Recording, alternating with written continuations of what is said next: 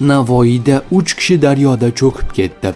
Navoiy viloyatining Karmana tumanida Zarafshon daryosiga cho'milishga borgan 3 nafar fuqaro cho'kib ketdi. Bu haqida viloyat favqulodda vaziyatlar boshqarmasi xabar berdi. Ma'lum qilinishicha, 8-iyul kuni soat 13:50 larda Navoiy viloyati favqulodda vaziyatlar boshqarmasi Zarafshon daryosining Karmana tumani Katta masjid mahalla fuqarolar yig'ini hududidan oqib o'tuvchi qismida 3 nafar fuqaro cho'kib ketgani haqida xabar kelib tushgan. Aniqlanishicha, ular daryoga cho'milish maqsadida borgan va ehtiyotsizlik oqibatida suvga cho'kkan. Xabar asosida voqea joyiga viloyat favqulodda vaziyatlar boshqarmasi maxsus qutqaruv otryadining g'avvos qutqaruvchilari hamda tegishli xizmatlar yetib borgan. Olib borilgan qidiruv-qutqaruv